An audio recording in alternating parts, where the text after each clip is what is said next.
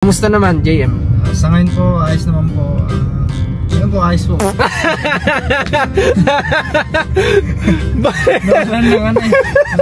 Doon na lang bahala. Yan guys, punta na tayo. Tapos kang sa Kidzonia. Wait lang. Ang experience ko dito sa Candelaria mula na nandito tayo is ayun, masaya.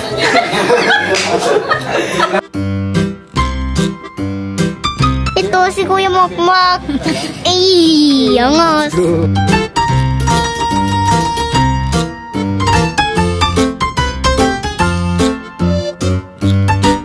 Nandito kami ngayon sa Walter at mamimili tayo ngayon ng mga gamit kasi nga bukas ay pasukan na, wala pang kagamit-gamit ng mga bata. At dapat pupunta tayo ngayon kila Ate Ninya pero planan muna natin ng konting oras to at may bukas pa naman para pumunta doon, di ba? So as usual, bawal ang camera sa loob pero syempre sabi ko nga matigas ulo natin kaya pupusli tayo makapag-video sa loob guys. Dito sila oh, kasama ko lahat. Outfit. Dito si Commander, ayun. Bit-bit niya si Cairo. Sobrang daming tao guys. Sa totoo lang may kasama na kasing mga gamit sa school yung binayaran namin. Pero meron pa rin mga kailangan bilhin like yung mga nauubos daw. Kagaya nga nito. Yan, mga saan di po pala makita. Yan, mga crayons, ganyan. So kailangan yan. Ano pa? Eraser. Kailangan natin ng eraser. Tapos na po kami bumili ng mga gamit namin pa sa school. Binabayaran na lang. Tapos tingnan po namin kung saan pa po kami pwede na anong oras na. Time check tayo. Time check.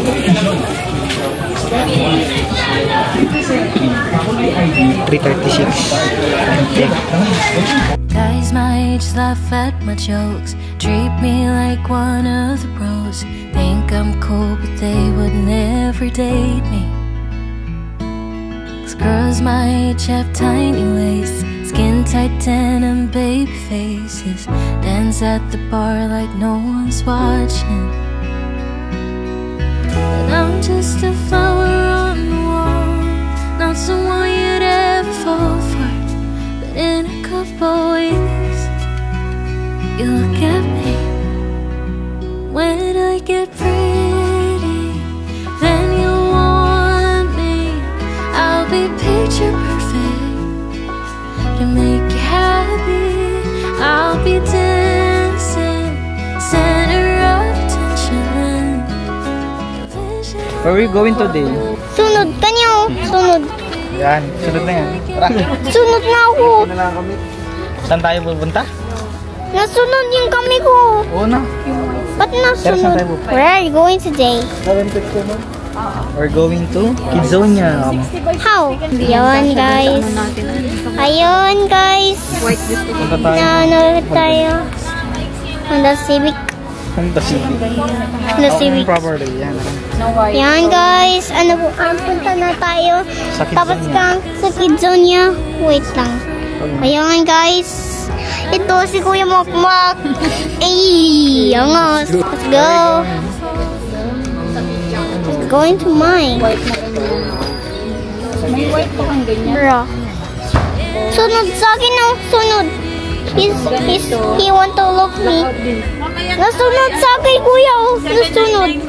Sunod. Try mo sa'yo? Try yo? Nasunod sa'yo. Center of attention, vision of the woman that you wanted me. Oh, here's your coin. Isa-isa lang.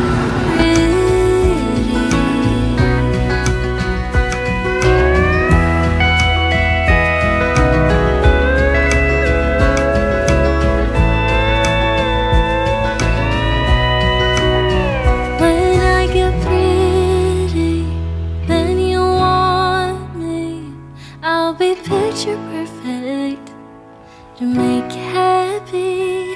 I'll be dancing, center of attention. Yun, nabili na namin yung ibang kailangan namin. Pero may mga hindi pa kami nabili. Ay, kulang ako sana. Katulad nung t-shirt ni MJ, saka sapatos ni Kian. Ito na. Ayun guys. Mag-slip it. Slip. Ayun guys, punta na tayo. Yan ang mo. quit dreaming now, the sun is on the rise. And by the end So guys, matapos nga yung pamimili namin ng gamit ay hindi na kami talaga nakapag-update sa inyo. At marami na kasing nangyari, marami na kaming ginawa na hindi na halos mahawakan ng camera. Kaya ngayon ay nag-update ako sa inyo. Andito kami ngayon ni JM. Ayan si JM, kita nyo. Ayan, bumibili ng saging. Kasi nag-mission kami ngayon ni JM. Tapos minatid namin si ate niya, tinutulungan natin. May nakita kami ngayon dito na, alam nyo kasi, kapag pupunta ka dito ng palengke, ang hirap talaga ng pardahan. Yun unang-una. So yun, nakabili na si JM ng saging. Dami ah. Nakabili ka tilapia? Dito pa. Ayos. Nilinisan. Okay. Alright, so ngayon, pauwi na kami ni JM. Galing ng Rosario, Batangas. Okay, so nga pala, ang nangyari nga pala sa first day ni Marcos Late, hindi na ako nakapag-update. Pumasok yung bata ngayon ng walang bag. Talagang as in, alam mo yun, akala mo, alam mo yung napadaan. Parang napadaan lang doon sa school. Kasi nga, ang pagkakaintindi namin talaga, pagpasok ng estudyante ay may ibibigay na bag sa kanila. Although meron nga naman talagang bag, kaso nga lang daw, wala pa ngayon. Kasabay pa ng uniform, maybe next week, next month, ganyan. So naawa naman ako dun sa bata kay Marcos Leet. At ayun nga, wala siyang, siya lang yung halos walang bag doon. Kaya kagabi, ayun, nagka-oras kami, bumili kami ni JM dito sa Walter ng bag niya. Tuwan-tuwa naman yung bata at magaling mag-appreciate yun ng mga binibigay.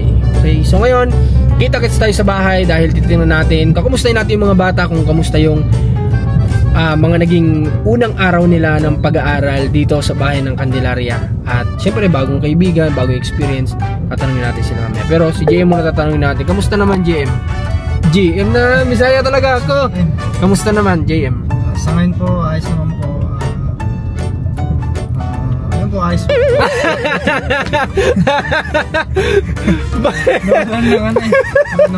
Wala nang bahala. Pero JM, tatanong ko sa'yo, sa halos almost 2 weeks, 2 weeks tama? O mahigit na? Magto 2 weeks. Sa almost 2 weeks mo na pagsama sa akin, kamusta naman yung experience mo? Masaya ba? Nakakatakot ba? Halo-halo po dito, pero masaya naman po. Masaya naman. Kumbaga, experience po. Yun talaga.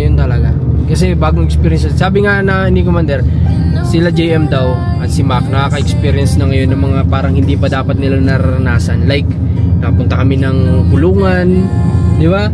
Nakikita namin yung iba't ibang klase ng tao na gumawa ng hindi maganda. So, ayun, mga ganong bagay. Tapos andyan syempre yung kaba, kasi hindi natin alam yung mga nakaabang sa atin na pwede mangyari. Mga ganong bagay, di ba? Pero at least yun, sabi niya ay masaya naman. May mga natututunan. Lalo na sa kwento ng mga buhay ng tao, di ba? Doon talaga number 1 may matututunan. Okay, goods. So, sana magtagal si JM nakasama natin. At ayun, kita kasi lang tayo sa bahay. Baka editor yan. Hey! Cameraman na editor pa? Ayan o, grabe. Vlog natin, i-edit niya. No? Grabe, magaling na mag-edit yan si JM. Ilang araw ko nag-practice JM mag-edit. Hindi ko pa alam tito eh. Pero nanonood lang din po. Agad dapat kumuha po ng mga idea kay tito. Agad dapat yung nasagot niya sa akin kanina, babe. Sabi ko kay JM, kamusta naman? Masaya ka naman na nakakasama ko. Ganyan, sabi niya, kamusta ang paramdam mo? Sabi niya, masaya naman po. Tapos, ayun, masaya. Sabi ko, ganda. Ang ganda ng sagot, ano? Lutang. Lodi. Sabi ni Jim, nawalan ako ng bala. Hindi, ha? Puyat po siya. Hindi, puyat kasi yun, puyat. Ano? Puyat, ano? Pero kung di puyat yan, baka in English pa ako niyan. Kanina. Oras na po ba siya natulog? Natutulog kasi si JM, alas 4, gising alas 5. Ganyan. Lupit. Angas. Di ba? At least, marunong na agad mag-edit, di ba? Ito naman si ate, gulat ka, no? Ito naman si ate Manilyn. Anong pangalan niya? Manilyn? Jocelyn. Yan, basta may Lyn, kahit ano pwede. Di ba? Manilyn, Rubilyn. Di ba? Ayos lang naman natin kahit ano, basta may Lyn. Ayos lang? Okay lang daw. Pasensya na, Chinese kasi si ate, di marunong Tagalog. Di Ilocana, pure Ilocana. Pero may alam naman kayong Tagalog, di ba? Pero mabagal lang magsalitain, pagsasalitain mo. Parang si kapatid ni Babe, ni Alma. Kausap ko noon simula alas 9, naabot ng alas 5 ang na-topic pa lang siguro mga 2 topic pa lang yun, partida. Si Virgo. Angas nun. 2 topic simula 9 PM hanggang 5 PM. Angas. Kamusta ang paso? Kamusta naman? Ayos naman po dito. Ang babait na magbasa ng teacher ko po. Mabait ang teacher mo? Yung crush mo mabait naman? Ang crush. Yung kanina kasama mo? Alam mo doon. Alim po dun. Huli? Alim po dun? Diba? Ayos. Pero maganda naman sa school. Ang ganda naman po, malawak po. Parang ibang bansa din po yung medyo. Kaso nga lang, napag-usapan naman ni mama mo, medyo malaki kasi tuition, tatransfer namin kayo. Kaya nga po, din po ako, parang kahit Adventist po ako yung rosary pa baga pinapagawa pa rin sa akin. Ay, ganun? Opo. Sabi sa akin kahapon dito, Denver, magdala ka nung parang kwintas na dito may gulo sabihin. Sabi ko, sir, po, Adventist po ako, bawal po ako may sauna yun. Magdala ka na lang, sabi. Tapos kaninang umaga pa sabi, Denver, may dala ka? Sabi. Ay, wala po, sir, sabi. Tapos yun, sige po ka na lang, tayo ka na sa may gilid, sabi. Tapos yun, tayo na lang ako kung sila, dahil sa ba't wala ka bang ibang kasamahan doon, ibang religion? Wala. Lahat Catholic sila? Oo. Okay. Yamot magpapasok tayo ng mga ibang Catholic din para may kasama ka, may kadamay ka. Ibang Diba? ibang religion. Grabe Tapos na agad? Malapit na po. Malapit na, mga ilang minuto na lang. Siguro po 10 to 10 to 15 minutes. Sige, madaliin mo, upload natin bukas. Sige po. Mamadali mo pero bukas mo pala i-upload. Saan kayong dalawa? Kanina ko pa din nakikita. Parang may nawawala Hanapin nga natin. May nawawala sa pamilya. Kulang ng dalawa. Kanina ko pa ako nagtataka. Open natin yung lights. Open natin itong door. Ayun pala.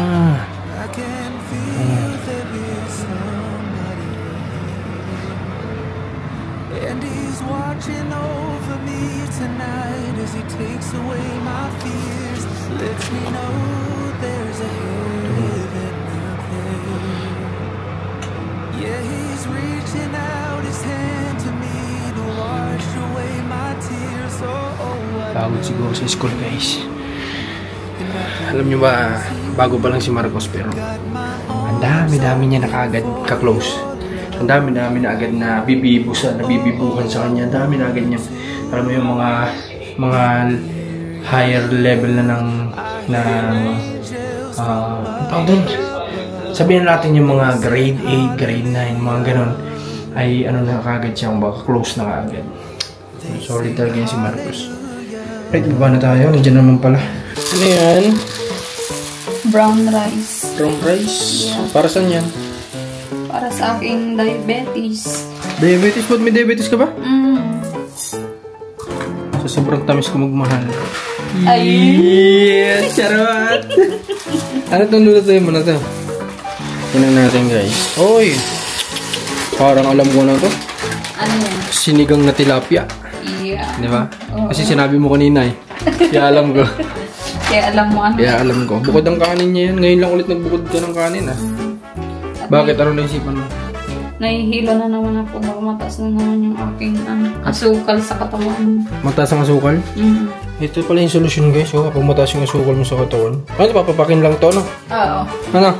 Yan yung gawin mong asukal sa katawan. Angas!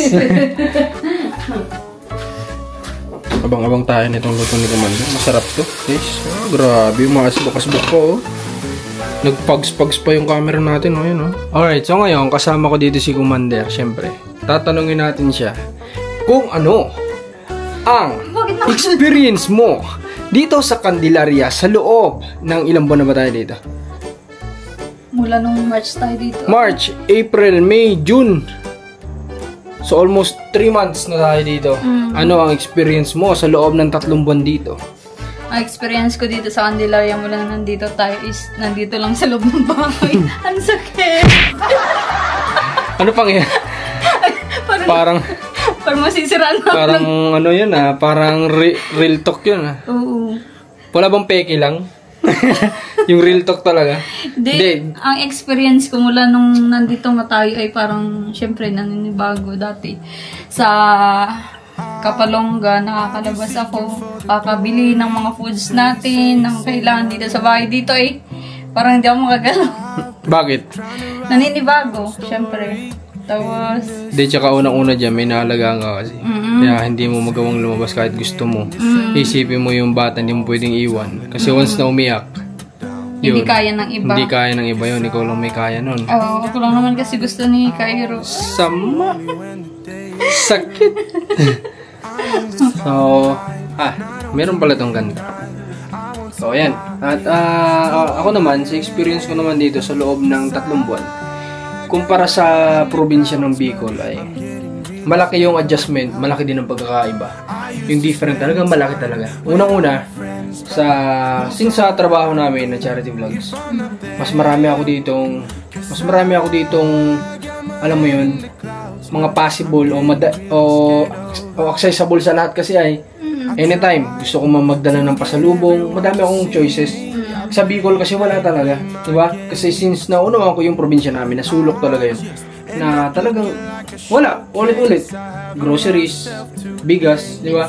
Ni hindi ko maigala yung yung beneficiary ko. Kapag gusto kong mapasaya sila, di ko magawa. Kasi doon lang talaga sa sentro, wala, ang layo ng dait. So yun yung unang-unang adjustment. Tapos pangalawa ay syempre sa tao. Kasi dito wala na kami dito mga relatives, di ba? Kumpara sa Bicol na pwede kang pumunta sa relatives mo, mga ganyan. Mas maraming talagang totally nakakilala sa atin doon kasi taga doon talaga tayo. Dito talagang maganda naman kasi may peace of mind, di ba? Kasi kanya-kanya ng buhay, di ba? Kasi yung pamilya mo, mga kapitbahay mo, mga ganun. Ikaw, ano pang iba? Sa akin naman ay kahit sa Kapalongga, di ba, dayo din naman ako. Oo. Medyo matagal din yung talagang adjustment ko doon, syempre. Pero parehas din naman kasi yung probinsya, kaya kahit nga nag-iikot-ikot ako doon na mag-isa. Kaya mo, Oo, kaya ko. Mas marami ka pa nga sa akin doon kakilala. Oo. Di ba? Tsaka, yung lugar. Pag nagsasabi ito ng mali-maling lugar, kino-correction ko kasi, grabe yung tutok talaga. Yun. Tapos dito, tayo dito, kailangan natin makibagay, syempre. Parang kagaya yan, dikit-dikit yung kapitbahay. Mga kapitbahay. Oo. Pero dito, sa tingin mo naman, ano yung nalulook forward mo in the future na pwedeng mangyari sa atin dito? Wala, pinag-pray ko lang na stable lang yung kung ano meron. At masustain natin yung mga kailangan, syempre, yung charity, syempre sa family natin. At di ka naman makagalaw kung kasi dito, bawat galaw ay tsaka mas malaki yung cost dito talaga. Mas malaki yung cost dito kasi nasa syudad tayo kumbaga sabi ko nga dito kasi guys, alam nyo yan ang mga nasa syudad kumpara sa probinsya. Probinsya to, pero madami na dito kasing mga establishment na alam mo yun, nawala sa amin sa Kapalongga. Like doon, halimbawa napapakain ka ng isang bagay, hindi mo yun magagawa, di ba? Dito, kahit paano, mabibili mo siya. So, ibig sabihin nun, mas magkukost ka ng pera doon. Kumpara sa Bicol na, since wala nga, di wala talaga, nakikip mo lang yung kung ano yung meron. Makikip mo lang. Kaya mas malaki yung cost dito, di ba? Pero at least, na-experience mo naman din yung mga bagay na hindi mo nagagawa sa Kapalongga. Tsaka, ganun talagang buhay, kailangan makipagsapalaran gano'n. Siyempre, gusto natin palawakin yung ating community. Mas makilala pa kung ano yung mga ginagawa natin. Makilala para makatulong kung paano yung pagtulong natin sa mga sa mga kababayan, di ba? Kaya yun, ako naman, ang nalulook forward ko naman dito ay dumami yung team Marcos na mas marami pang bayan yung mapuntahan. Excited ako, hindi ako alam mo yun, hindi ako pinanghihinaan ng loob o ano man kung ano yung pwedeng mangyari in the future dito. Mas excited ako na marating yung iba pang mga lugar na hindi namin nararating. At excited din akong makasalamuhan ng mga taong iba't ibang kwento ng buhay, di ba? Tapos excited din ako na magsama-sama kami ulit. Yan, Commander, at ang team at ang mga bago pang papasok kung meron man. Yun yung naluluok forward ko na excited ako na marami pang mangyayari. Yun lang naman ang ko naluluok forward ko dito. Excited na din ako Lumabas ulit. Kasi si Commander lumalabas dito, saan ka lang? sa pintuan. Kasi guys, kaya namin to ginawang video na to kasi ang dami sa amin nag-message personally na kamusta ang experience nyo Commander at Marcos sa bayan namin ng Candelaria in few months. So, ang dami pa, iba-ibang tao, halos pare-pares ang tanong, kamusta kayo dyan, anong experience nyo sa bayan namin. Almost, nag-message taga dito sa Candelaria. So, ito na yung sagot namin. Masaya naman kami dito, di ba? Masaya naman, kasi, panibagong experience. Tsaka feel na namin na bahay namin to. Oo, kasi dati talaga hindi namin ma-feel kasi nga, alam mo yun, para kaming nakikituloy. Parang ganun. So ngayon, unti-unti naman naming dinidevelop yung munting tahanan na pinagkaloob sa atin. Siyempre. Parang nasa ganun, ay mas ma-feel namin na bahay talaga namin. Mas ma-feel namin na home. Diba? So, ayun. Kung ano naman yung meron kami dito at sa mga kasamahan namin, enjoy, kumbaga, enjoy lang nila bilang ramdamin nila na parang pamilya talaga. At kung sino pa man yung papasok, basta feel at home at kumbaga, dito, ituring nyo kaming parang pamilya, tuturing din namin kayong ganun. Pero syempre, lahat ng bagay may limitado, di ba? May limit yan, di ba? Hindi kailangan na parang alam mo yan. Kumbaga, alam din natin boundaries natin kung saan lang tayo, di ba? If in case na may mga papasok, ganyan, syempre, pamilya tayo. Pero lahat naman ng pamilya may boundaries yan, di ba? Kung saan lang tayo lulugar, kung ano lang yung dapat natin lugaran, kung may pag-uusap kami mag-asawa, so tabi ka muna kasi usap mag-asawa yun. Yung mga ganung bagay. So, para kung may mga papasok man, at least may idea na kayo. At ang mga papasok mo din naman, siyempre mga kamag-anak natin kadalasan. So, yun lang naman. Hindi naman kami mahigpit na totally mahigpit. Yun lang. Kung may pag-uusap na mag-asawa, yun lang naman. So, yun lang. Masaya kami dito. Wala nang iba. At sana, marami pa kami dito makilala, may experience na iba't iba. Adventure man yan, charity vlogs man yan, kung ano-ano pang kalokohan namin sa buhay na pinaggagawa namin, mga kulitan ng pamilya. Yun. Gagawin natin yun lahat. May gusto ko masabihin, Manny? Ayan. Ipagpatuloy nyo lang yung... Wait lang, nawala ka. Nawala. Okay. Ayan. Ipagpatuloy nyo lang yung pagsuporta nyo sa mga upload video namin. Personal man ito, charity. Kasi malaking bagay yan para sa mga kababayan. At syempre mga expenses na din nila Marcos na nag-charity ngayon. So, ayun. Thank you so much. Thankful din ako kasi tuloy-tuloy pa din naman yung ating YouTube channel. Ayun. Hindi na hinto, ano? Oo, hindi na hinto. Sa ilang months mo na pregnant hanggang sa ngayon, tuloy-tuloy pa din naman. Ano din nung channel ko. 9 months hanggang ngayon. Samantala nun halos yung isang araw ayaw kong walang na-i-upload na sa inyo na-i-update araw-araw. Ayan na pag natin charity nun. Pero wala tayong magawa kasi wala nanay tayo. So, yun. Harap mo na yung camera sa'yo. Okay na ako. Ayos na ako. Nasarapan na. So, yun lang. Maraming salamat sa lahat na sumusuporta pa din hanggang ngayon dito sa channel na to. At, nasabi ko na to na malaking bagay din tong channel na to. Malaki din na natutulong nito. Lalo na sa pang-charity natin. Di ba? Dito rin minsan kumukuha ng pang-charity kahit na ito. Personal vlog na ngayon. Pansamantala ay napagkukunan ng mga gastusin sa mission. Yan, maraming salamat ulit. At see you soon sa next vlog. Sana makapagbigay na kami sa inyo ng quality content sa susunod. At siguro bukas gagawa kami ng mga quality content kasama si JM. At abangan nyo yung mga gagawin naming video. God bless. Ingat po sa lahat. Clouds, but I'm getting really scared of heights.